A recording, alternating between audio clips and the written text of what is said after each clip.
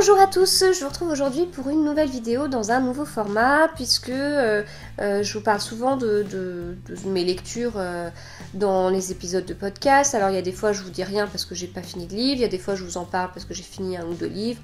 Voilà, ça change, c'est pas une catégorie de podcast qui est acquise, elle évolue selon chaque semaine, selon ce que je fais. Mais du coup je trouvais que ça pouvait être sympa de vous faire un point sur mes lectures du mois de mai dans une vidéo, ce qui permet de s'y retrouver peut-être plus facilement aussi. Donc au mois de mai j'ai lu 4 livres. Voilà, donc j'ai lu une enquête de Charlotte et Thomas Pitt écrit par Anne Perry. Alors c'est le 5e tome de Charlotte et Thomas Pitt. Et en fait, je l'ai un petit peu moins aimé que les tomes précédents. J'ai pas trop... Enfin... J'ai moins accroché en fait. Voilà. Donc ce qui fait que une fois que j'ai fini celui-là, j'ai pas enchaîné avec un autre. J'avais besoin d'une petite pause. Je saurais pas l'expliquer parce qu'en fait, donc c'est le 5e tome. On retrouvait les parents de Charlotte et ça aurait pu être sympa par rapport à ça. Mais non, non, je sais pas, je saurais pas trop expliquer, c'était un peu lent. Alors, faut savoir que les Anne Perry, ils ont tous un peu le même schéma, dans le sens où c'est une histoire qui met un peu de temps avant de commencer, et une fois qu'on est à ça du livre, on se dit tiens, on est à la moitié de l'intrigue, alors que non, il ne reste que ça à lire. Et en fait, le coupable est connu dans les toutes dernières pages, donc il n'y a pas un dénouement à la Hercule Poirot qui va dire mais si vous savez vous avez laissé tel indice et ça m'a mis sur cette voie et cet indice là m'a mis sur une mauvaise piste et du coup j'ai enfin, voilà, on n'a pas du tout de chemin comme ça à suivi de logique, mais à un donné paf, on a le nom du coupable et là en l'occurrence on le sait à 2 pages de la fin. Voilà, pour un livre qui fait 300 et quelques pages, donc ça fait...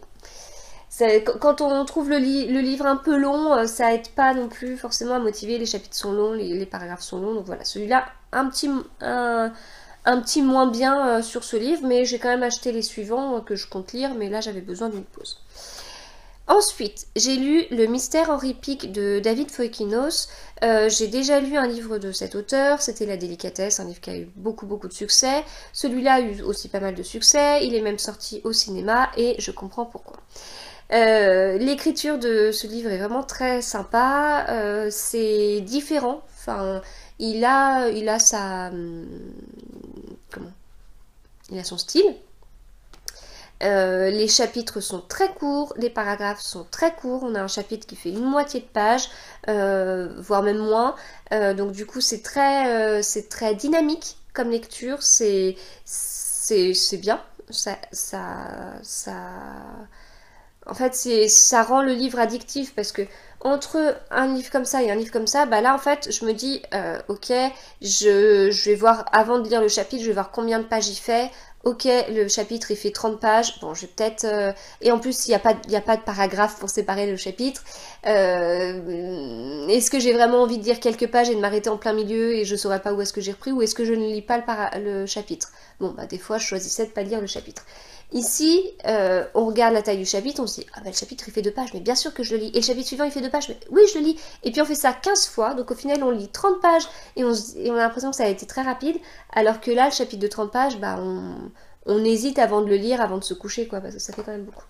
Donc voilà, ça aide quand même, ça dynamise. Et puis l'histoire est vraiment sympa, on est dans le milieu de l'édition, donc quand on aime les livres, c'est sympa de voir un peu les dessous, de voir comment on fait la promotion d'un livre, comment on vit un auteur, enfin voilà, il y a des petites choses. Ce serait intéressant de voir ce qui était vraiment autobiographique.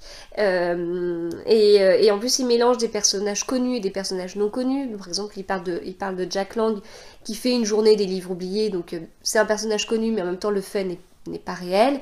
Voilà, donc c'est vraiment très sympa.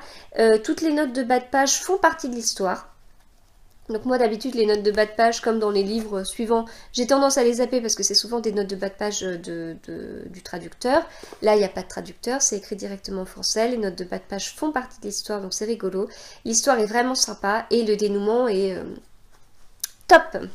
Voilà, c'est pas un livre policier, mais bon, ça s'appelle Le Mystère Henri Pic, donc on a envie de savoir. J'ai eu un petit peu peur que ça ressemble trop à l'affaire Harry Kéber, pour pas mal de raisons. Parce que l'univers est un peu semblable, parce que le quatrième de couverture peut faire penser à ça.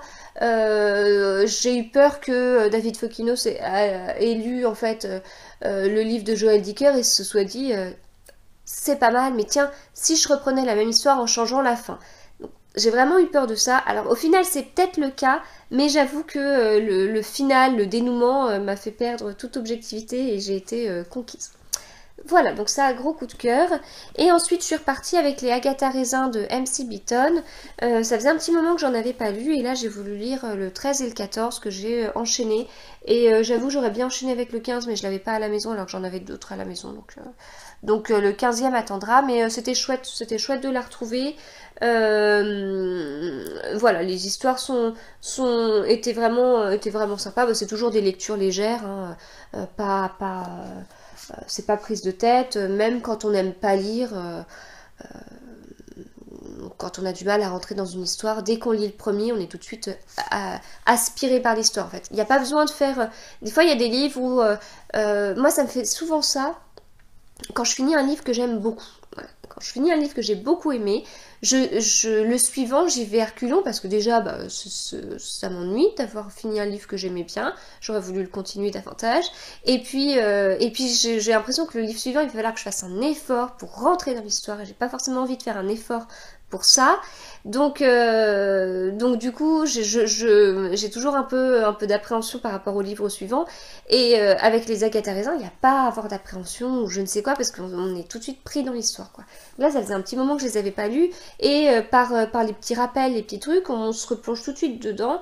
Faut savoir que ce sont des livres qui se suivent, hein, c'est pour ça que je les lis vraiment dans l'ordre. Il y a souvent des références à des histoires d'avant. Et puis c'est toujours sympa quand même de prendre une collection depuis le début. Et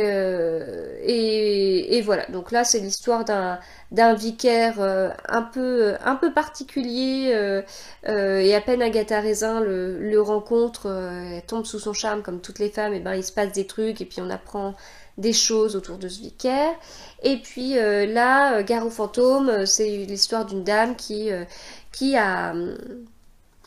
se retrouve dans une grande maison avec des fantômes et du coup Agatha... Alors il faut savoir qu'Agatha Raisin elle mène souvent l'enquête avec d'autres personnes et là en l'occurrence c'est avec son nouveau voisin. Donc là c'était avec un de ses voisins et là c'est encore avec un de ses voisins mais c'est pas le même. Voilà, donc voilà pour les lectures du mois de mai. J'espère que cette vidéo vous aura plu. Et puis bah, je vous souhaite de bonnes lectures et je vous dis à très bientôt. Salut!